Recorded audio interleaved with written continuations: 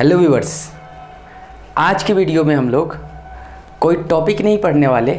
आज की वीडियो में हम लोग ये चीज़ समझने वाले हैं कि एक स्टूडेंट को किन किन बातों का ध्यान रखना चाहिए जब वो किसी एग्ज़ाम की प्रिपरेशन कर रहा हो, या वो बोर्ड एग्ज़ाम की प्रिपरेशन कर रहा हो, या किसी कॉम्पिटिटिव एग्ज़ाम का प्रिपरेशन कर रहा हो, या वो इंजीनियरिंग कॉलेज में हो और कॉलेज के एग्ज़ाम की प्रिपरेशन कर रहा हो। उसको इन बातों का ध्यान रखना ही चाहिए। सबसे पहले नंबर में अभी मैं यहाँ पे टोटल कितने 15 पॉइंट्स बताऊँगा। उसमें से यदि किसी ने 15 पॉइंट्स को फॉलो कर लिए तो कोई भी ऐसा एग्ज़ाम नहीं होगा जिसको वो क्रैक नहीं कर पाएगा। लेकिन कंडीशन है कि यदि आपने वो 15 पॉइंट्स को आपको फॉलो करना है, ये नहीं कि उसमें से एक दो फॉलो कर लिया और फिर बाद में कंप्लेन कर रहे हैं कि नहीं ये हो नहीं पाया। टोटल पॉइंट्स को फॉलो करना है, और ये टोटल पॉइंट्स कहीं ना कहीं आपने ज़रूर एक दो बार सुना ही होगा, लेकिन आप सुन करके ऐसे इग्नोर करके आगे निकल गए होंगे। लेकिन आज हम लोग उसको यहाँ पे समराइज़ करके देखेंगे और उसको डिटेल में समझेंगे, एक एक पॉइंट को डिटेल में समझेंगे कि किस तरीके से क्या होता है। तो सबसे फर्स्ट पॉइंट जो है आपका स्टडी टेबल होना चाहिए। चेयर पे बैठ के पढ़ाई करना है। यदि आप सोच रहे हैं कि नहीं मैं बेड पे भी पढ़ लूँगा, या मैं छोटी वाली टेबल होगी हमारे पास, छोटी वाली टेबल पे भी पढ़ लूँगा। बेड का मतलब होता है कि बेड पे आपको जाने से आपको नींद आएगी, तो आप कंप्लेन करोगे कि जब मैं पढ़ाई करने बैठता हूँ तो मुझे नींद आने लगती है। तो सबसे अच्छा तरीका है चेयर पे बैठ के पढ़ाई करना, और चेयर टेबल पे पढ़ाई करना है। और उसके साथ एक कंडीशन भी है। सबसे पहले नंबर में कोई सा भी एग्ज़ाम हो, या बोर्ड का एग्ज़ाम हो या कोई कॉम्पिटिटिव एग्ज़ाम हो, तो वो कितने घंटे का होता है? जनरली 3 आवर्स का होता है। इसका मतलब कि 3 घंटे आपको बैठने की आदत होनी चाहिए। उसके लिए क्या करना है, आप टेबल चेयर पे जैसे पढ़ना स्टार्ट किया, अब टाइम देखना है। वहाँ पे स्टॉप वॉच या वहाँ पे वॉच होनी चाहिए। आपको टाइम देखना है, जितना देर आप पढ़ाई कर सको उतना देर पढ़ाई करो। और सपोज करो कि आप लगता है कि अंदर से कि नहीं अब मैं नहीं पढ़ पाऊँगा, तो वहाँ पे पढ़ाई बंद कर दो। लेकिन 3 घंटे तक आपको कंटिन्यू उस पर बैठे रहना है। बीच में थोड़ी देर के लिए भी नहीं उठना है, पानी पीने के लिए भी नहीं उठना है। प्यास लगे तो लगे रहने देना है, क्योंकि एग्ज़ाम में हम जाते हैं तो वहाँ पर ये कंडीशन होती है कि आप बीच में उठ के जा नहीं सकते। तो हमारे माइंड को क्या पहले से ऐसा इन्फॉर्मेशन या पहले से ऐसी एक्सपीरियंस उसको दे दिया हमने कि आपको 3 घंटे बैठ करके और नॉन स्टॉप आपको काम करना है वहाँ, तो आपका माइंड पहले से प्रिपेयर्ड हो जाएगा। लेकिन यदि आपने 3 घंटे आपको बैठने की आदत नहीं है, जैसे आप पढ़ना स्टार्ट करते हो और 1 घंटे के अंदर ही आप डिस्टर्ब हो जाते हो, कोई चीज़ याद आ जाते हैं तो उस काम को करने चले जाते हो। ठीक है, काम करना ज़रूरी है, लेकिन जब आपने डिसाइड कर लिया कि मुझे 3 घंटे तक कंटिन्यू बैठना है, तो फिर उसमें बीच में कोई डिस्टर्बेंस नहीं होनी चाहिए। तो दूसरा ये पॉइंट हो गया। पहला पॉइंट क्या था? चेयर टेबल पे बैठ के पढ़ाई करना है, और उस चेयर टेबल पे 3 घंटे तक कंटिन्यू 3 घंटे तक बैठ करके दिखाना है कि नहीं मैं 3 घंटे ईजिली बैठ सकता हूँ। इसके बाद का पॉइंट है, जैसे क्वेश्चन क्लास में दिया जाता है कि आप इस क्वेश्चन को करो, तो क्या होता है कि बहुत सारे स्टूडेंट करना स्टार्ट करते हैं और उनसे नहीं होता है, तो उसको स्किप कर देते हैं या उसको छोड़ देते हैं। तो या तो आप उसको उसी टाइम कर लो, या जैसे क्लास ओवर होती है वैसे कर लो। अभी के टाइम पे क्या है, ऑफलाइन क्लासेस उतनी नहीं है, ऑनलाइन क्लासेस है, तो कोई दिक्कत नहीं है। ऑनलाइन क्लासेस जैसे फिनिश होती है उसके बाद उस क्वेश्चन को आप अटेम्प्ट करो। आपको लगता है कि नहीं ये क्वेश्चन वहाँ पे सॉल्व कर रहे थे, नहीं हुआ तो स्किप करके निकल गए, वही स्किप करना आपके लिए आगे चल के बहुत डेंजर हो सकता है आपके लिए। इसलिए सबसे पहले नंबर में जो भी क्लास में आपको दिया जा रहा है, इसको क्लास में करना है तो उसको क्लास में ही करना है। यदि क्लास में वो नहीं हो पाया तो क्लास के तुरंत बाद करना है, लेकिन उसको पेंडिंग में नहीं रखना है। आप पेंडिंग में रखोगे, अब ऐसे ऐसे बहुत सारे क्वेश्चन होते जाएंगे जो पेंडिंग में चले जाएंगे, और हो सकता है वही पेंडिंग वाला क्वेश्चन आपका आ जाए। आप तो सोचोगे कि ये क्वेश्चन तो मैंने किया था, उस टाइम पे हुआ नहीं था, तो आप उसको एग्जाम में भी छोड़ दोगे। ये सबसे बड़ा मिथ है कि बहुत सारे स्टूडेंट ये मिस्टेक करते हैं, बहुत सारे स्टूडेंट मिस्टेक करते हैं। तो आपको ये मिस्टेक नहीं करना है। इसमें नेक्स्ट पॉइंट है प्रॉपर डाइट लेना। क्या होता है कि बहुत सारे स्टूडेंट सिर्फ पढ़ाई करते हैं, उनको लगता है कि नहीं मैं ज़्यादा से ज़्यादा टाइम अपना पढ़ाई पे दूंगा तो अच्छा करूंगा, लेकिन उनको ये बात नहीं पता है जो भी वो खा रहे हैं उसका असर उनके माइंड पे, उनके एनर्जी लेवल पे, सब पे होता है। तो जब हम खाना खाते हैं तो खाना जैसे चावल खाया तो चावल भरपेट खा लिया तो उसके बाद नींद आने लगती है। ये सबको पता है कि नींद आती है। जैसे कोई भरपेट खाना खा ले, और क्यों नींद आती है उसका साइंटिफिक रीज़न भी है। जब हम खाना खा लेते हैं तो जो हमारी एनर्जी है, अपने बॉडी की जो एनर्जी है जो अपने शरीर को चलाने का काम करती है, वो उस खाने को डाइजेस्ट करने में लग जाती है। उसका फर्स्ट प्रेफरेंस होता है कि यदि पेट में खाना आया तो उसको वो पहले डाइजेस्ट करेगी, उसके बाद कोई और चीज़ देखेगी वो। तो इसलिए सबसे पहले उसका काम होता है खाने को डाइजेस्ट करना, तो वो अपना सारा एनर्जी खाने को डाइजेस्ट करने में लगा देती है। तो इससे क्या होता है, फिर ब्रेन को ऑक्सीजन कम मिलता है, तो ब्रेन ऐसे सिग्नल्स देता है कि आप थोड़ी देर आराम कर लो, या आपके अंदर आलस आने लगता है तो आप थोड़ी देर आराम करते हो, तो थोड़ी देर आराम करते करते पता नहीं कितना टाइम बीत जाता है। इसलिए डाइट ऐसा होना चाहिए, हल्का खाना। जैसे आपको मैं थोड़ा सा हिंट कर देता हूँ। सबसे पहले नंबर में आपको यदि अवेलेबल हो जाता है तो मॉर्निंग में आपको कोकोनट वाटर लेना है। कोकोनट वाटर लेने से क्या होगा, आपका उसका जो TDS वैल्यू होता है ना, टोटल डिजॉल्व सॉलिड, उसके अंदर होते हैं बहुत सारे मिनरल्स होते हैं उसके अंदर। वो आपके बॉडी के लिए इतने ज़रूरी है कि बता नहीं सकते। कोकोनट वाटर से जैसा अमृत इस अर्थ पे नहीं है, तो आप समझ सकते हैं उसको अमृत कहा गया है, कहा नहीं गया है, वो एक्चुअल में है। और उसके बाद यदि आप जूस ले सकते हैं तो जूस भी ले सकते हैं, लेकिन 12 बजे तक आपको कोई भी अनाज नहीं लेना है। इसका रीज़न है क्योंकि आप मॉर्निंग में पढ़ाई करोगे, अभी आगे के पॉइंट्स में हम लोग देखने वाले हैं, तो उसमें क्या है कि आपको 12 बजे तक का जो ये टाइम मिलेगा सुबह से लेकर के और 12 बजे तक का, ये एक ऐसा इफेक्टिव टाइम होगा जिसमें आप अपना 100% दे पाओगे और आपकी बॉडी भी आपको 100% परफॉर्म करने में हेल्प करेगी। लेकिन यदि आपने ऐसा नहीं किया, जैसे मॉर्निंग में आपने खाना खा लिया, आपको लग रहा है कि नहीं मैं खाना खा लूँगा तभी तो एनर्जी रहेगी बॉडी में, नहीं ऐसी बात नहीं है। आप मॉर्निंग में फ्रूट्स खाओ। फ्रूट्स, अब जैसे आपको भूख लग रही है, जैसे आप पढ़ाई कर रहे हो, वो भूख लगी है, तो वहाँ पे फ्रूट्स ही खाना है, 12 बजे तक फ्रूट्स ही खाना है या जूस पीना है, ये 2 चीज़ करना है। और इसके अलावा ड्राई फ्रूट्स भी खा सकते हैं, बट यहाँ पे कोई भी अनाज नहीं लेना है 12 बजे तक। इसका रीज़न है, मैंने आपको साइंटिफिक रीज़न बता दिया है कि यदि आप अनाज लोगे तो आपको नींद आएगी। और उसके बाद मैक्सिमम टू मैक्सिमम सलाद खाने की ज़रूरत है। सलाद खाने से आपको क्या होगा, एक तो आपका डाइजेशन अच्छा होगा, और जितना अच्छा आपका डाइजेशन होगा उतने ही आपकी एनर्जी लेवल हाई रहेगी। यदि आपका पेट साफ नहीं हो रहा है, इसका मतलब कि आप एनर्जेटिक फील नहीं कर सकते हैं। कुछ टाइम के लिए हो सकता है, लेकिन हमेशा के लिए आप एनर्जी फील नहीं कर सकते एनर्जेटिक। और इसके बाद 12 बजे के बाद क्या करना है, उसके बाद आप खाना खा सकते हो, लेकिन खाना खाने से पहले याद रखना है कि सलाद जरूर खाना है। इससे आपका डाइट सही होगा, आपकी भूख अच्छी होगी, आप कम से कम खाने को खा करके भी उससे जितना माइक्रोन्यूट्रिएंट्स हो सकता है वो आप गेन कर सकते हो। इसके बाद का पॉइंट है हमारा कि जो भी क्लास में, जैसे सपोज करते हैं कि आज क्वाड्रेटिक इक्वेशन होने वाला है क्लास में, तो क्वाड्रेटिक इक्वेशन को पहले से पढ़ के जाए, ठीक है, नहीं समझ आएगा वो अलग बात है, लेकिन यदि आप पढ़ के जाओगे तो उससे क्या फ़ायदा होगा, मैं जस्ट एक एग्जांपल के लिए समझाता हूँ। जैसे आप सपोज करो कि क्वाड्रेटिक इक्वेशन में आप बहुत सारी चीज़ें पढ़ के गए, नहीं समझ आया, कोई बात नहीं है, लेकिन उसमें से एक क्वाड्रेटिक का फॉर्मूला है।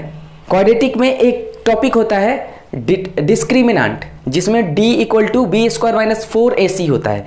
तो सपोज करो कि वो समझ नहीं आया, बट वहाँ पे d का यूज़ जब वो टीचर बताना स्टार्ट किया तो स्टार्टिंग की चीज़ें बताएगा, आप कॉन्सेंट्रेट कर रहे हो, सपोज करो आप कॉन्सेंट्रेट कर रहे हो, लेकिन एक टाइम के बाद हो सकता है आपका कॉन्सेंट्रेशन लूज हुआ, तब तक टीचर ने उधर से बोला कि ये डिस्क्रिमिनेंट है, तो आपको एकदम से आपके दिमाग में वो चलेगा कि क्या ये चीज़ तो मैंने वहाँ पे पढ़ा ही था, ये चीज़ मुझे समझ नहीं आया था, लेकिन अभी उस चीज़ को टीचर बता रहा है, इसका मतलब आपका दिमाग ऑटोमेटिक कॉन्सेंट्रेट हो जाएगा।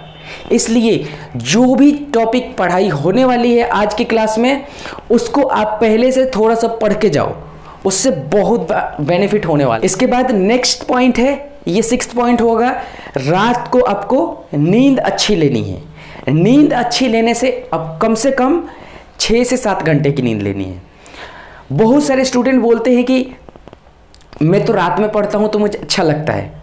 ठीक है, कुछ एक्सेप्शंस हो सकते हैं कि जैसे कुछ स्टूडेंट होते हैं जिनको रात में ही पढ़ना पसंद है, ठीक है, तो उनको अपना अपना करने देना है, लेकिन आपको क्या करना है, आपको मॉर्निंग में पढ़ाई करनी है। देख, ऐसे रात को सोने के लिए बनाया गया है, तो ऐसे ही भगवान ने नहीं बना दिया था रात को सोने के लिए और दिन को काम करने के लिए। यदि आप उल्टा करोगे तो आप नेचर के अपोज में जा रहे हो। अब कोई भी इंसान, या अभी तक का हिस्ट्री देखा जाए तो कोई भी इंसान यदि नेचर के अपोज में गया है तो उससे कोई ना कोई प्रॉब्लम हुई है। अब एक्सेप्शन की बात अलग हो सकती है, लेकिन नॉर्मल इंसान को रात में पढ़ाई नहीं करनी चाहिए। रात में आप टाइम से सो जाओ और सुबह उठो, और सुबह उठ करके अपना पढ़ाई करो। 6 से 7 घंटे तक की नींद लो और उसके बाद पढ़ना स्टार्ट करो।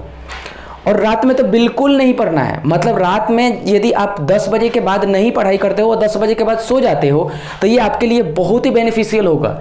आप मॉर्निंग में उठो, मॉर्निंग में बिल्कुल फ्रेश रहोगे, मॉर्निंग में आप पढ़ो, आपका इफेक्टिवनेस जो है ना, आपकी जो स्ट्रेंथ है वो देखना कितनी इंप्रूव हो जाएगी, आपकी एक लर्निंग एबिलिटी कितनी इंप्रूव हो जाएगी, ये आप 1 मंथ के अंदर फील कर सकते हो। ये जो भी मैं पॉइंट्स बता रहा हूँ, इनको फॉलो करके आप, ठीक है, आप ऐसे ट्रायल के लिए 1 महीने तक फॉलो करके देखना।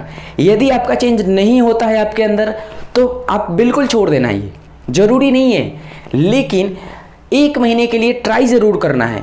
यदि आपके अंदर इंप्रूवमेंट होता है, और गारंटीड इंप्रूवमेंट होगा ही होगा, ये कोई रोक नहीं सकता है। लेकिन आप यदि नहीं करोगे, आप सोचोगे, आप जैसे सपोज करो जो भी मैं पॉइंट बता रहा हूं, आप उसको नोट करो, नोट करके देखो कि आप इसमें से कितने फॉलो करते थे। पहले करते थे तो बहुत अच्छी बात है, और यदि नहीं करते थे तो आज से आप करना स्टार्ट कर दो। इसके बाद नेक्स्ट पॉइंट है, जब भी आपका टेस्ट होता हो तो टेस्ट के बाद उस टेस्ट का एनालिसिस करना जरूरी है। बहुत सारे स्टूडेंट क्या करते हैं, जैसे टेस्ट हुआ, आए और पेपर रख दिया और बस ऐसे मस्त हैं। उनको कोई मतलब नहीं है कि आज टेस्ट हुआ था तो टेस्ट में कौन से क्वेश्चन मेरे से बने, कहाँ पे मैं रुका था, कहाँ पे मैं अटक गया था। तो उसका एनालिसिस करना बहुत ही ज़रूरी है। चाहे आप किसी भी एग्ज़ाम की प्रिपरेशन कर रहे हो, तो जो भी टेस्ट हो उसका आप उसके बाद में एनालिसिस करो। उसमें से कोई टॉपिक या कोई चीज़ आपको समझ नहीं आ रही है तो उसको बुक से समझने की कोशिश करो। और अभी के टाइम पे तो सभी स्टूडेंट के पास एक सबसे बड़ी अपॉर्चुनिटी है, यूट्यूब पे आप सर्च करो, वही टॉपिक सर्च करो जो आपको समझ नहीं आया है, या जिस क्वेश्चन से रिलेटेड कॉन्सेप्ट आपको समझ नहीं आया है, उसकी वीडियोज़ आपको मिलेंगी। आप उसको देखो और उसको समझने की कोशिश करो। उसके बाद भी यदि समझ नहीं आता है तो आप जिस टीचर से पढ़ते हो उस टीचर से जा करके उसके बारे में डिस्कशन करो। लेकिन टेस्ट का एनालिसिस आप करो ही करो, क्योंकि टेस्ट का एनालिसिस करने से होगा, जो भी टेस्ट आपका टीचर प्रिपेयर करके आपको दे रहा है, इसका मतलब उसने जो भी चीज़ें पढ़ाई है उसी से रिलेटेड आपको टेस्ट दिया गया है, तो वो आपसे हो जाने चाहिए। हो सकता है आपको कहीं पे समझ नहीं आ रहा हो तो आप उसको पूछो। आप पूछोगे तो उससे टीचर को भी अच्छा लगेगा कि कोई तो स्टूडेंट है ऐसा जो टेस्ट के बाद टेस्ट के बारे में पूछ रहा है। टेस्ट हो जाता है उसके बाद बस बैक टू नॉर्मल हो जाते हैं सभी के सभी स्टूडेंट। मैं सबको नहीं कह रहा, कुछ स्टूडेंट अवेयर होते हैं, और जो अवेयर होते हैं वो तो अपने लाइफ में अच्छा कर ही जाते हैं। लेकिन यदि आपको अच्छा करना है तो इस पॉइंट को फॉलो करना ही होगा। इसके बाद नेक्स्ट पॉइंट क्या है, होमवर्क को पेंडिंग में नहीं रखना है। क्योंकि क्या होता है कि जैसे आज का जो होमवर्क है उसको हमने नहीं किया, सपोज करते हैं, अब ऐसे क्या होगा कि ऐसे 2-3 बार हुआ तो इससे बहुत सारा होमवर्क जो होगा वो पेंडिंग में चला जाएगा। फिर हमारे माइंड में ये चीज़ रहेगा कि हाँ, मैंने इस चीज़ का होमवर्क नहीं किया है, तो वो अपने माइंड में रहेगा। तो जब भी उससे रिलेटेड क्वेश्चन की बात होगी ना, तो आपके माइंड में एक चीज़ जरूर आएगा कि जब ये क्वेश्चन या जब ये टॉपिक चल रहा था तो मैंने उस टाइम पे होमवर्क नहीं किया था, तो मेरा कॉन्सेप्ट क्लियर नहीं है। तो इसका ध्यान रखना है कि होमवर्क कंप्लीट होना बहुत ज़रूरी है, उसको कभी भी पेंडिंग में नहीं डालना है। सपोज करते हैं कि कोई इमरजेंसी सिचुएशन आ गई, तो उसको नेक्स्ट डे में ज़रूर उसको कंप्लीट करके और वहाँ तक पहुँच जाना है, यानी पेंडिंग में नहीं रहना चाहिए होमवर्क। इसके बाद नेक्स्ट पॉइंट क्या है, एनसीईआरटी के क्वेश्चन A to Z करने हैं। एनसीईआरटी के क्वेश्चन को स्किप नहीं करना है। किसी कॉम्पिटिटिव एग्जाम की तैयारी कर रहे हो तो आपके पास बहुत सारे रेफरेंस बुक होंगी, उनको तो करना ही करना है, लेकिन एनसीईआरटी को जरूर से जरूर करना है, क्योंकि एनसीईआरटी में छोटे में ही इतना सारा कॉन्सेप्ट होता है।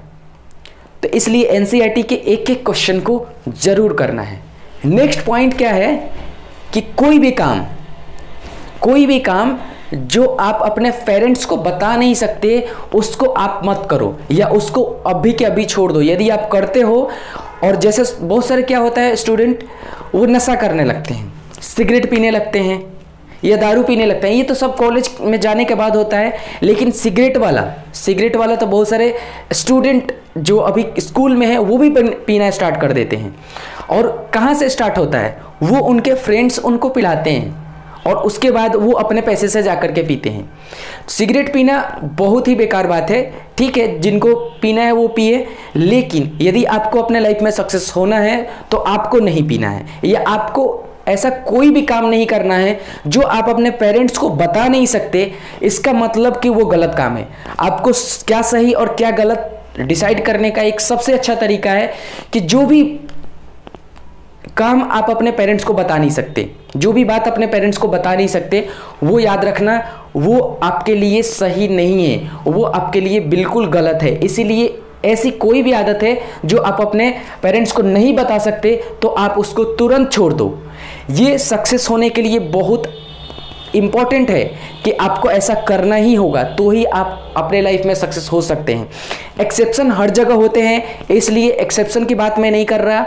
यहाँ पे हम लोग बात कर रहे हैं कि हर इंसान के लिए, मतलब एक जनरल इंसान के लिए क्या क्या पॉइंट्स होने चाहिए। इसके बाद नेक्स्ट और लास्ट पॉइंट है शॉर्ट नोट्स बनाना।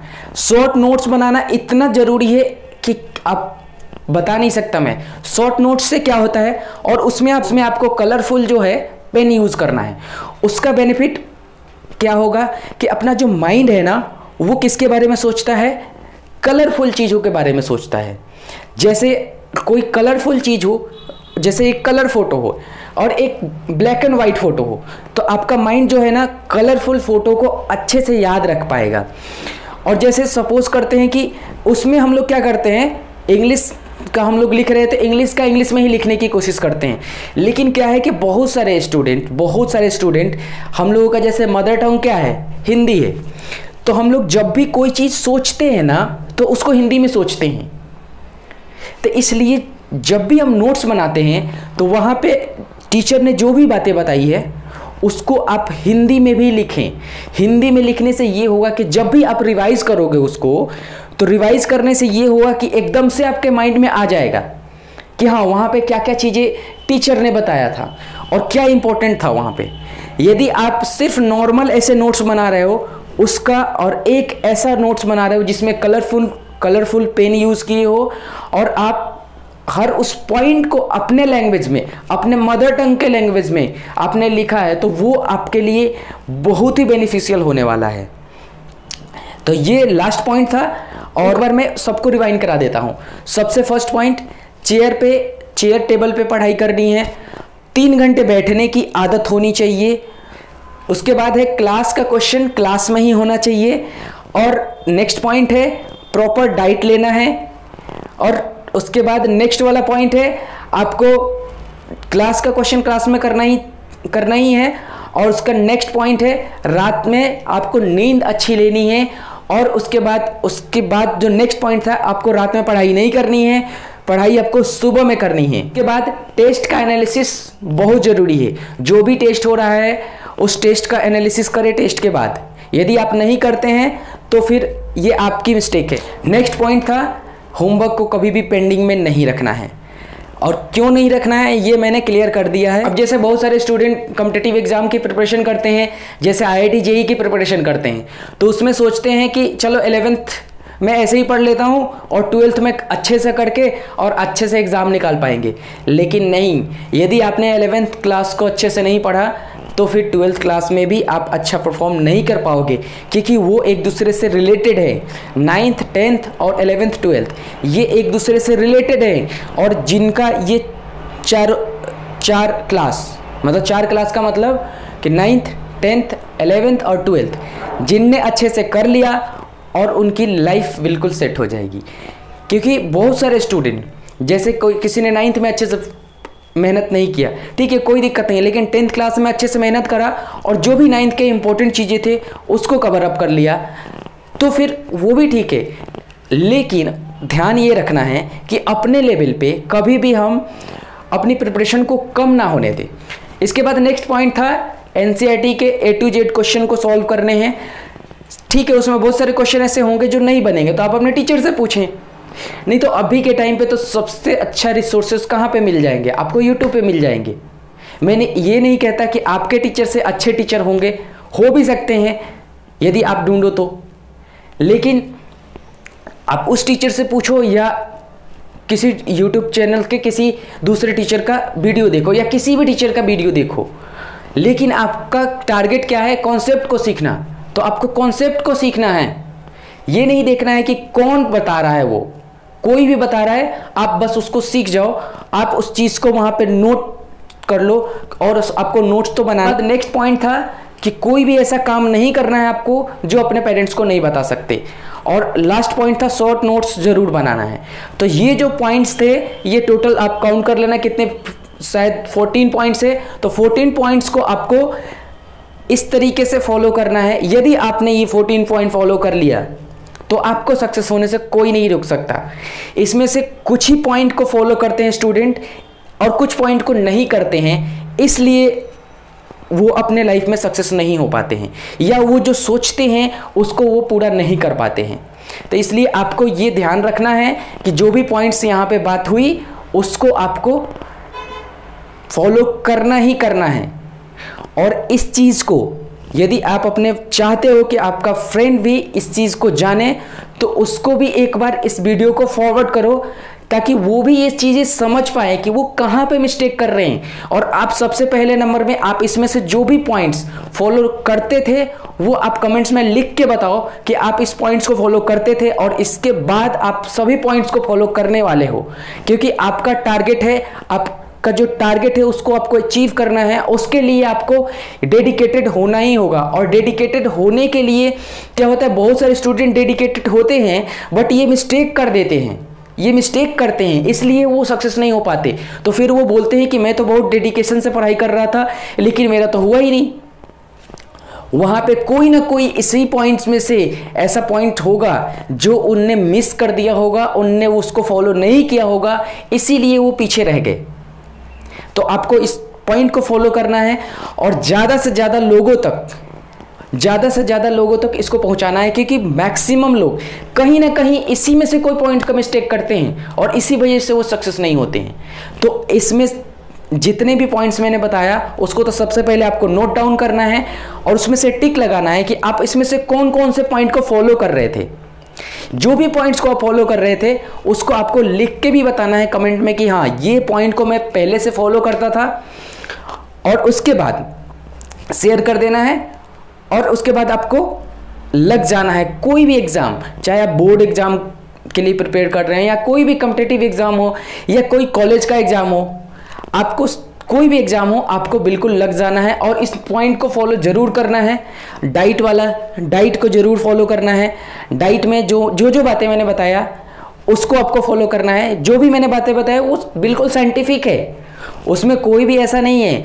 और वो साइंटिफिक में उसके साथ साथ जो आयुर्वेद में जो बोला गया है उसको भी वो फॉलो करता है कि जब भी हम खाना ऐसा खाते हैं जो हल्का हो तो अपना पेट हल्का रहता है, और पेट हल्का रहता है तो अपना माइंड फ्री रहता है। इंगेज, जैसे पेट किसी का इंगेज है तो उसका माइंड भी इंगेज हो जाएगा और माइंड कम काम करेगा। और किसी का पेट बिल्कुल ठीक है तो तो उसका माइंड सही काम करेगा। इसलिए हमें